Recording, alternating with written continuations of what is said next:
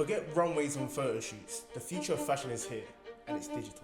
We are now building our own brands in Roblox. Join me as I talk to Jean-Charles, Chairman of Dubit, one of the leading studios within the Metaverse space, working with some of the biggest brands in the world. Be prepared to have your Metaverse assumptions challenged, and be sure to listen in. Imagine creating and running a publicly traded real estate company with your brother that's listed on the Paris Stock Exchange. Now, some would say what a switch, going from real estate to the metaverse, but I would say different. And the reason I say that is because after listening to this episode, you'll understand why he made the switch and why you should too. But firstly, let's find out how he found his feet in the space and what his first impressions actually were. Created a company with my brother, which is a real estate company. It's a listed company in the Paris Stock Exchange. And I've been doing this for pretty much 19 years, okay? Maybe 20 years now. And I discovered, the first thing I discovered in this area was Roblox. So I'm a gamer. I've been gaming for many years. I never stopped gaming, sometimes in small competitions, and it's always been something I've loved to do. But I didn't know Roblox at all. Like, I didn't even know Roblox existed. And at that time, I was doing a music project with a friend. This music project was pretty much going in something weird and strange atmosphere. And so we wanted to plug to the music project a comic book and a video game. So we did both, and to build the video game, my friend told me, I know this company called Dubit. I met Matthew Wangford, the CEO, a few years ago. Let's keep in touch and see what they suggest. And Matthew told me, you should definitely go on Roblox because you can build a game for a small amount of money. And I thought, whoa, how can you build a game for a small amount of money? I mean, I was playing only AAA games, and how can you imagine you can build a game for a small amount of money when you play Assassin's Creed? You know, like hundreds of millions of dollars for a game. And well, so I said, yeah, let's explore this. And so he explained to me what was Roblox, what was the Metaverse. And to be honest, that was the very first time I hear the word Metaverse. And this was in 2021. Oh, 2021, wow. Yeah, so it's And what was your first... I'm quite new in the business. Wow. And what was your first initial thoughts of the metaverse? Oh, well, the very first thing, so instantly I said, oh yeah, that's the future of internet. It's obviously the future of internet. And I got so many ideas. I told to Matthew, give me your WhatsApp number and I'll try to come with ideas. And like the first day I came with ideas for my game, and on the second day I came for ideas for loads of things. And I told him we should do a mall in the metaverse to sell some stuff. We should, I don't know, I had so many ideas going everywhere. And obviously it's ideas he had in mind already because he know the area for a longer time, but he was quite surprised how much I was excited by the idea of building stuff in the metaverse. So he told me, do you want to have a chat and see what we can do aside from your musical project? I said, yeah, I think it's a good idea. So we got in touch the week after, and basically my question to him was, I didn't see any ads in Roblox. Is it forbidden? Oh, yeah. He told me, no, it's not forbidden. So I was like, but there are 100 million players. How come? And just told me because it's quite new. Well, it's not that new. It's old, but it's since the COVID and the lockdown. It's been a huge success and a big growth, and the ecosystem and the community is growing and growing and so fast. Like it from 2021 to 2024, they did 3x on active users. It's like crazy. Wow. And so what he told me then made me think of building a company around this. And I said to Matthew, "Would you like to do a joint venture between Dubit and a new company that I will create just for Metaverse?" And he told me, "Yeah, that's a great idea, because I like the way you think, and it's a different point of view. You have your background of running a big company, so yeah, it does make sense. And okay, let's go." So I think 2 weeks later we met. We opened the joint venture. Like it was so fast. Fair enough. And maybe, I don't know, maybe a few months after this, we had already so many opportunities and so many work from brands and stuff coming in, that we said the joint venture will not work. We need to merge.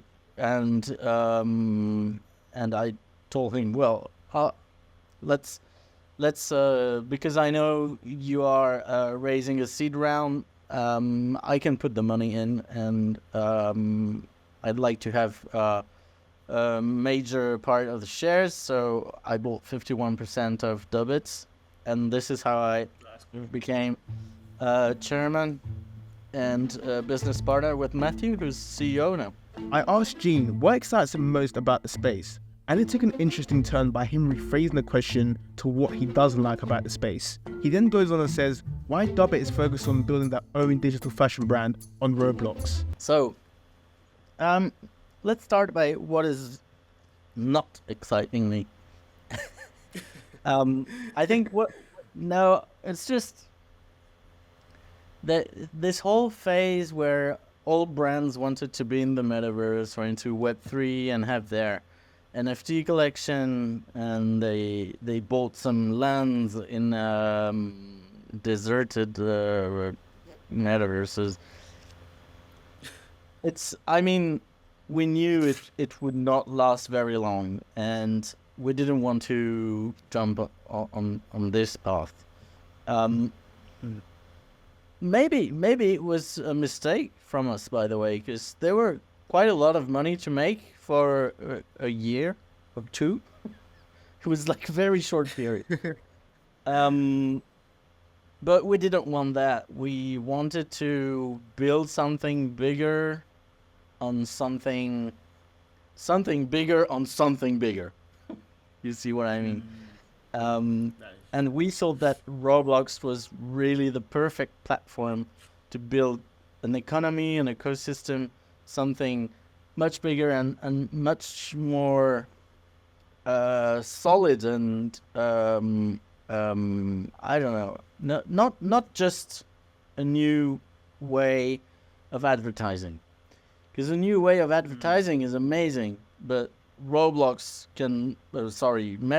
can bring so much more than just advertising.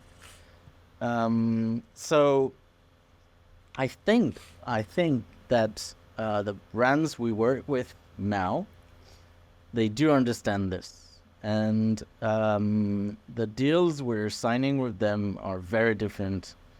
They agree that we are one-of-a-kind partner in this area because we bring some tech and some data that nobody else can bring in.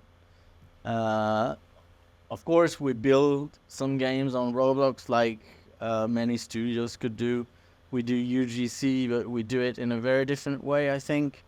We have AI tool that we've been training for months and months, and this takes a lot of time, energy, and cash to do the R&D. But we think that this is where we are really different, and like, it's not just, we don't want to become a marketing agency, because that's not our business model. So we are now building our own brands in Roblox. So we're building our own fashion brands in Roblox. And the main idea is to, grow the brands into Roblox and own them, and maybe go in real life and see what happens. And we have a lot of investors and a lot of big players in the in real life clothing industry that love our business model. So I think it's the right path to go. So what kind of, so you mentioned that you don't want to be an agency, right? What kind of, why don't you want to be an agency? What is the problem with the agency model that you're seeing? It's not a problem. It's just, that's not what I want. And that's not what Matthew wants. Why isn't it what we want? It's just because it's from 20 to 40% margin. And by building our own brands, selling our virtual clothes and bringing them in real life and licensing our brands into real life, we're closer to 80% of margin with recurrent revenue. So one business is work for hire. You need to sign some new deals every year, and it's from 20 to 40% margin. Another one is recurrent revenues with 80 to 90%. I'm a bit lazy. I prefer the recurrent revenues, Remember when I asked them what excites them most about the space? So I went again and asked them again, what excites you most about the Metaverse space? And here's what he had to say. What I do like is full innovation in Metaverse. Like, it's like you have a new tool. It's a sandbox, and you can build whatever you want. So, copying what exists in real life and in Web 2 is one thing, and the word copying is maybe not very fun, but it is fun because there's so much things to bring into Metaverse thanks to this new opportunity, the new platform, the economy around it, the ecosystem, etc. And you can just come with brand new ideas and build something really new. And so what I explain here is pretty much copying stuff that exists and bringing it into the Metaverse. But what we are building in the background, our AI tool and everything we're building, and the data we are analyzing and the way we analyze it right now, this is really completely new. And I'm sorry, I cannot disclose the most interesting stuff here, because No worries. we'll need to do a press release around this, but it should be in the next 3 to 4 months. So I cannot disclose more today, but let's say that it's a totally new way to create a brand and to bring it to people. I mean, virtually or in real life, whatever. It's a totally new way to build a new brand and bring it on the market. And this is only thanks to the Metaverse and AI. If we didn't have AI, we would not do it as well as we're doing it right now. And Yeah. if it was AI and no metaverse, it wouldn't work. So the combination of the two, and this is where we're very lucky. Like both have been growing and new AI tools, new AI models are very useful to us. We're using a few different ones, but it really helps our model that is really based on AI for image analysis, for trends analysis. Obviously, the data is analyzed through AI is like 1 million times faster than a data analyst. Sorry for you guys. Since Jean and Matthew, the CEO of Dubit, agreed on running a high margin business and not following the typical agency model, they've been super fixated on the vision of creating a digital fashion brand, then releasing it in real life. And I wanted to get his take on what it would look like. So, that's the main question. It's a very good question. I think both will obviously still exist. So which one is the best? Would like to show in the next few coming years that the best is to first create into Roblox and go in real life, because it's quicker, easier, cheaper, everything. Yeah. So that's our goal, is to show that it's better to do it this way. But what about existing brands that have a huge audience, a very good image, and cool products? Well, we're working with Adidas for a few months now, and we have a e-commerce partnership, so immersive commerce partnership. What we're gonna do before the end of the year is selling real shoes into our shops in Roblox. So just like the Walmart experience, but you'll be able to shop a long list of Adidas shoes into Roblox. Obviously, you'll get the virtual UGC shoes for free for your avatar, and you'll just get the real ones at home, sent at home. So that's coming. It's here. It's there.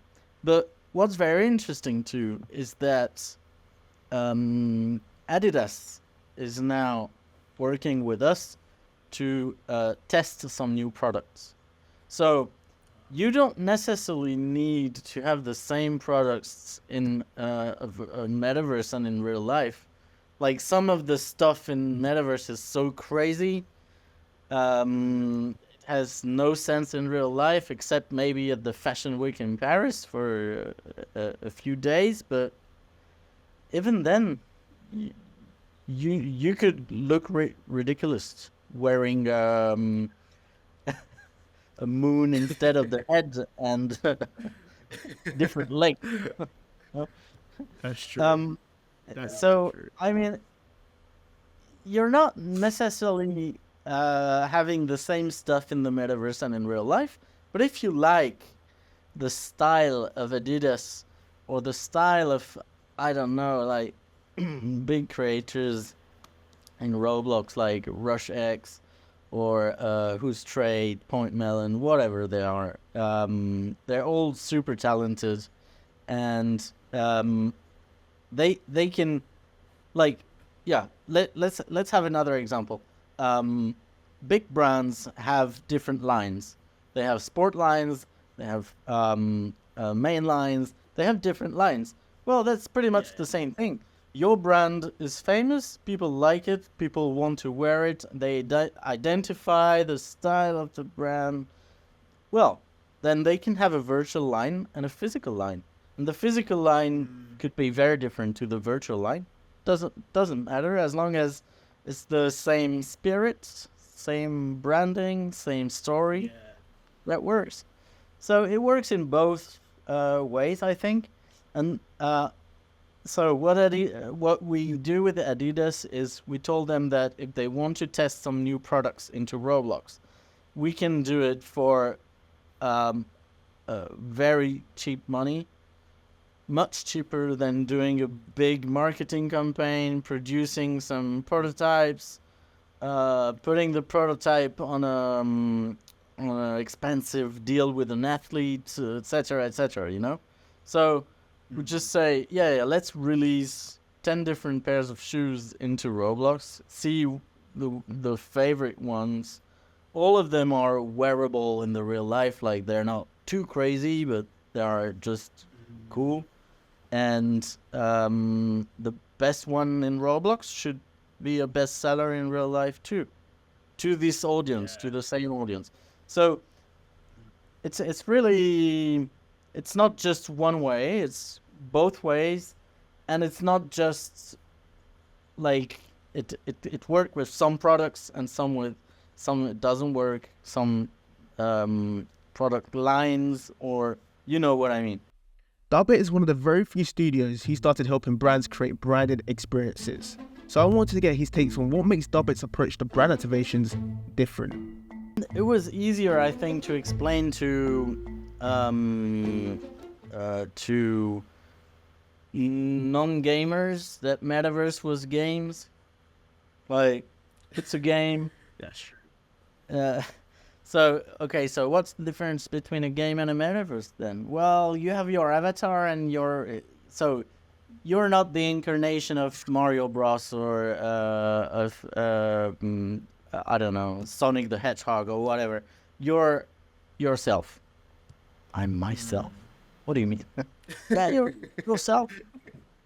Oh, you can make my face, and we don't care. You can look like whatever you want in the Metaverse. You don't need to look like you.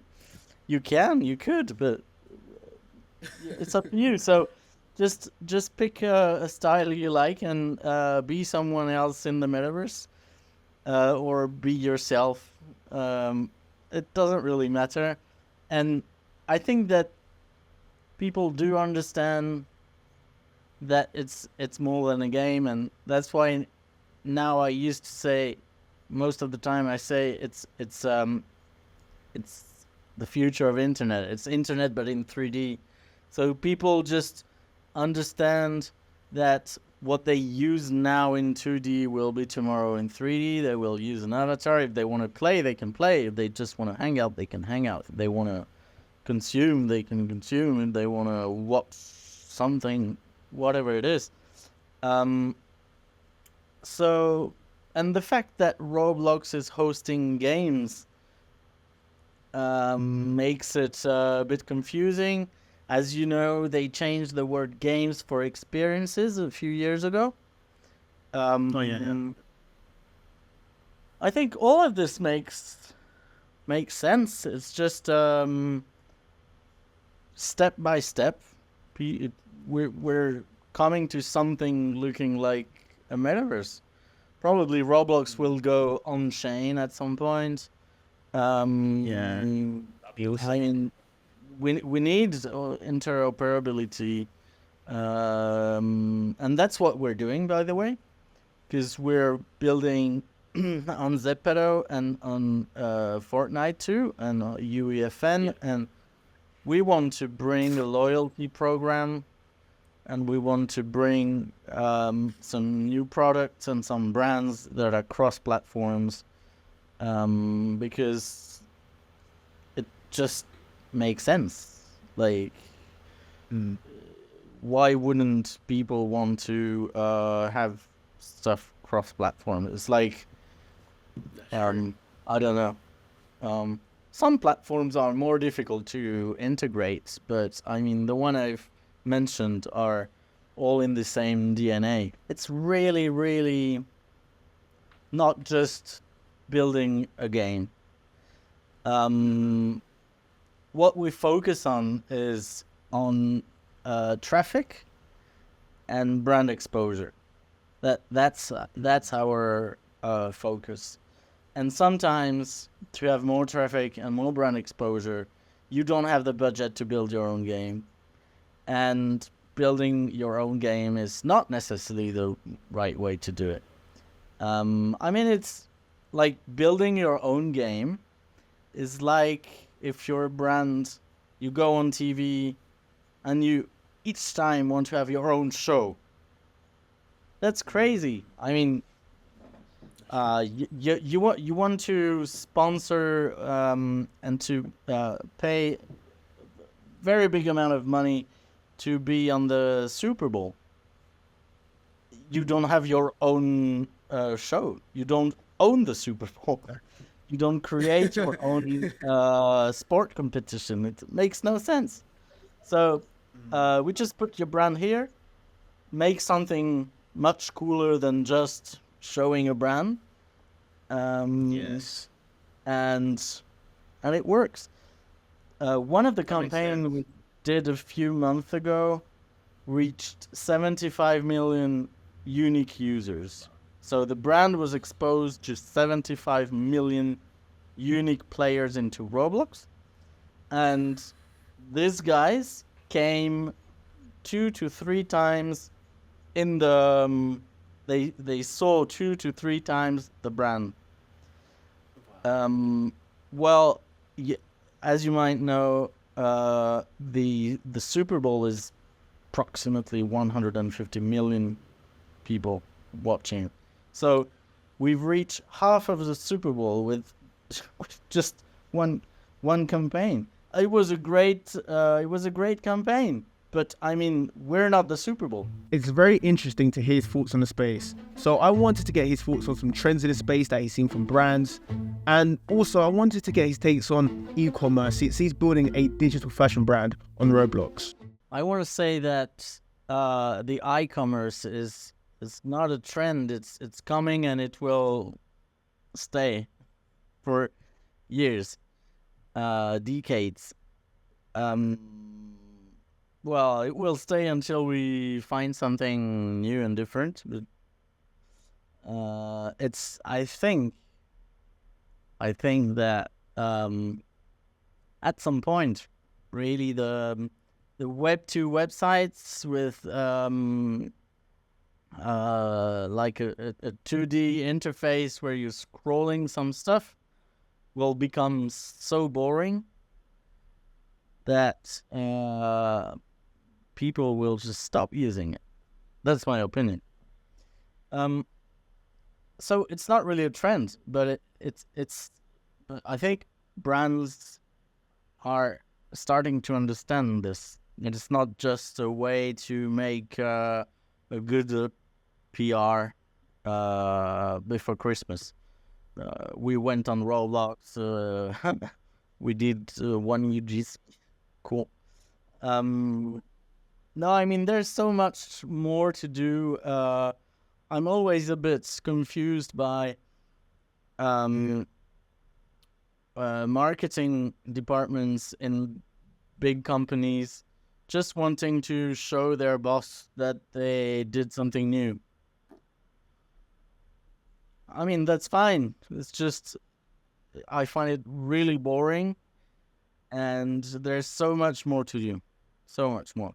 I think yes, e-commerce and social medias will at some point, like, it's hard to predict, of course, but because social interactions in the metaverse are great, people can interact, people can show what they like, they can really have some friendships, stuff like this, still by being like I don't know, keeping kind of a privacy, because not everyone wants to show off into Instagram and show their face. So there's something on Zepeto, for example, where there are some face reveal. So Zepeto is a very interesting platform. It's very focused on fashion. It's very focused on the community interactions. It's a very warm and how can I say? friendly atmosphere, you know. And people say, "We love you. We want to. Please show your face."